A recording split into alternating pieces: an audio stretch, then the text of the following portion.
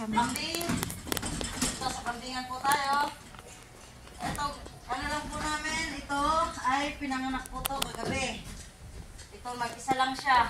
The only child. Babae yan, babae yan. Babae to, kaya tuwang-tuwa yung amo namin kasi babae. Papakita mo dito yung ano, yung lie ay yung ulo. Yan, babae. Pinanganak pa lang to kagabi. Ayan, ang ganda ng ano na, ang haba-haba ng mga tainga eh. Kaso, very shy lang siya, mahihain. Pero hindi pa siya, ewan ko ba bakit hindi siya marunong magdedeng mag-isa. Kailangan pa namin ng aalalayan siya. Yung muso ba niya, ilalagay sa Dede ng, Dede. dede ng nanay niya. nanay niya.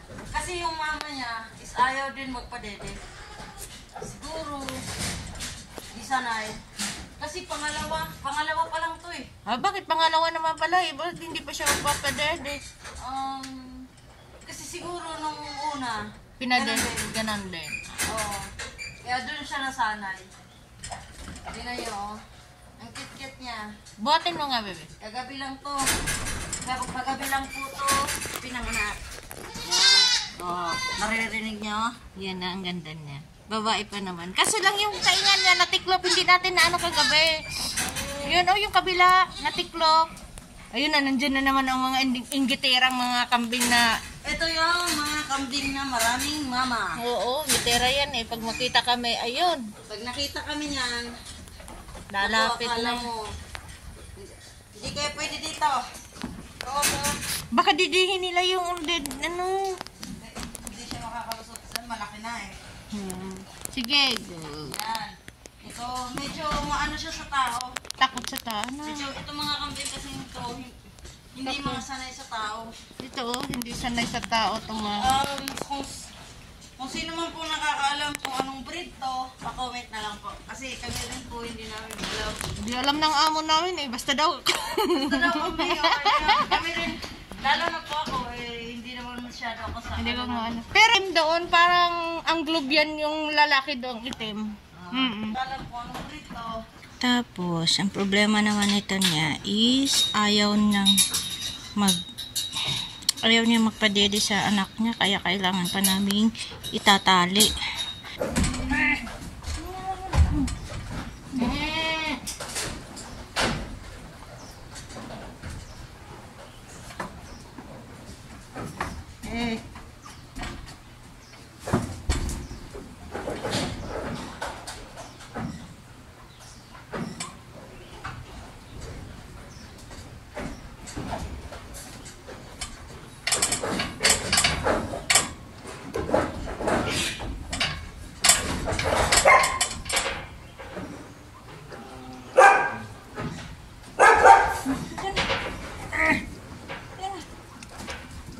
Parang yung dumbol ka.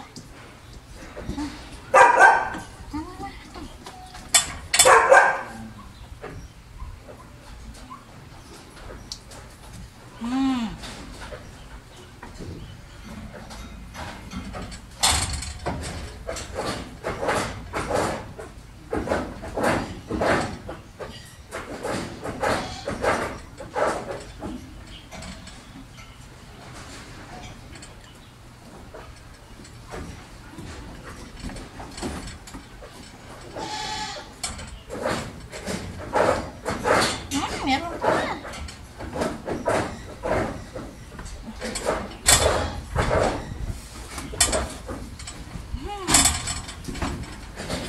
Shhh! Ay! Hindi na!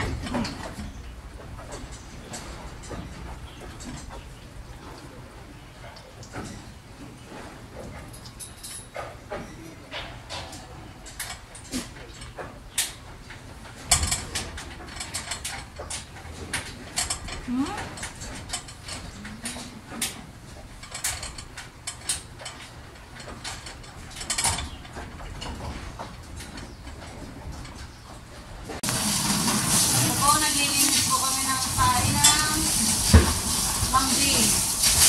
Kasi matagal-tagal na rin pong panahon na hindi ito na nakalkal. Gawa nga po na marami din. Hindi lang po kasi kambing na nakapokus kami.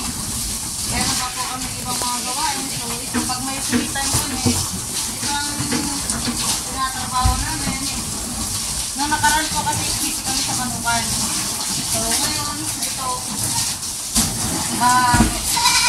makapal na yung mga tayo ng kambing. Yan. Kasi hindi naman inaabot ni kalbo dyan sa ilalim eh. Oo. Yung ano kasi yung araw namin nalilinis dito, hindi naman naaabot yan doon sa pinakadulo. Kasi hindi siya nakakaupong ganito. Pakatayo lang siya, yung dito lang sa upan ng semento, yun lang nalilinis siya yun. Inaano na namin ang tubig. Pero pagdating naman sa dulo, may nakasahod doon na tray para hindi masasayang yung tae ng kambing. Mabibilad pa rin. Ano kasi yun? Ito kasi purong tayo to. So, wala tong halong ano, kaya sinasabot namin. Magandang hapon. Ito po, magdadamo kami or kukuha kami ng pagkain ng aming alagang kambing para makatikim naman sila paminsan-minsan na fresh grass. Yung sariwang damo. Ito po siya. Tapos sa baba, mayroon pa po kami.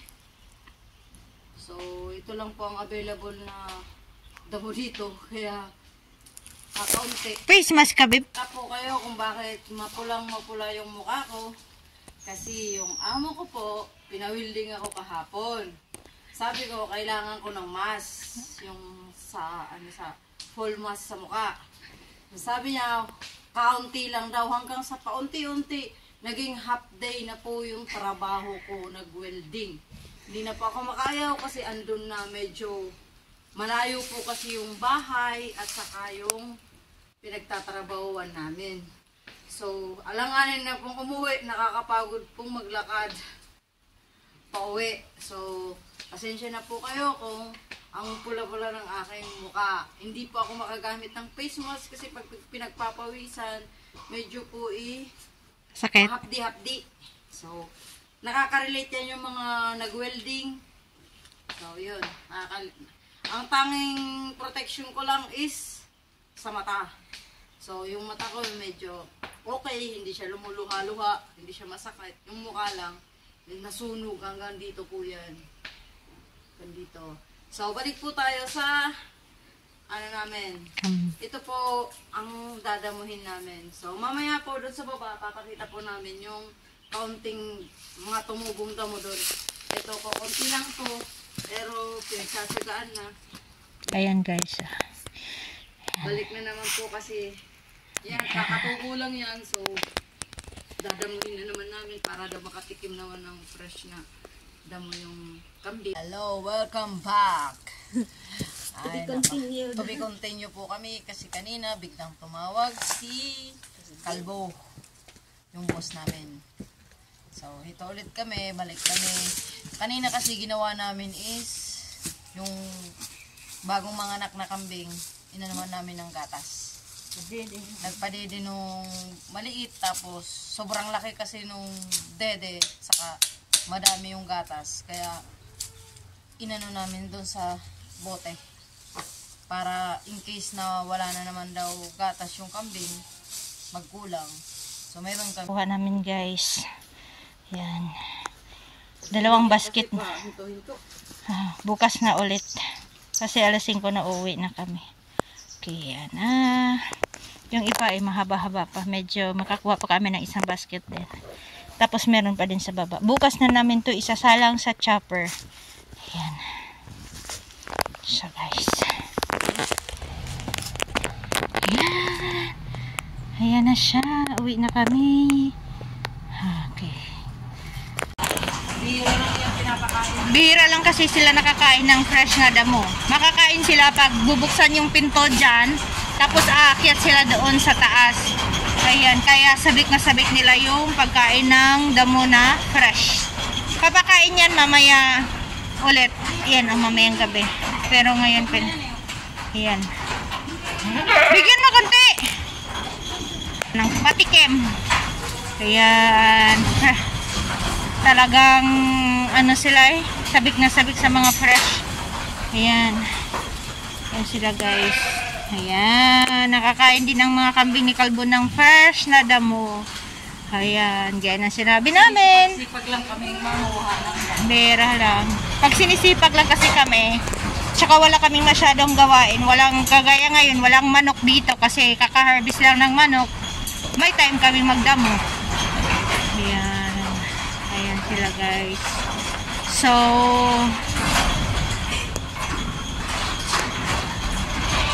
mamaya ulit, patikim muna yan.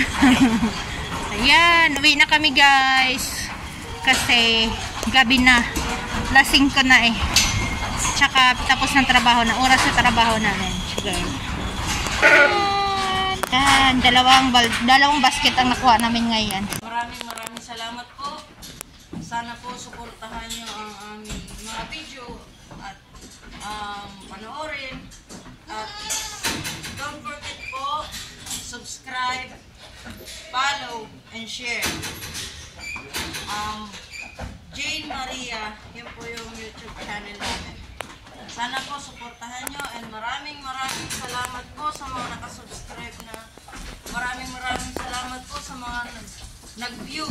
Thank you very much. Walang sawang pasasalamat po. Mabuhay po tayong lahat. God bless all. Bye-bye!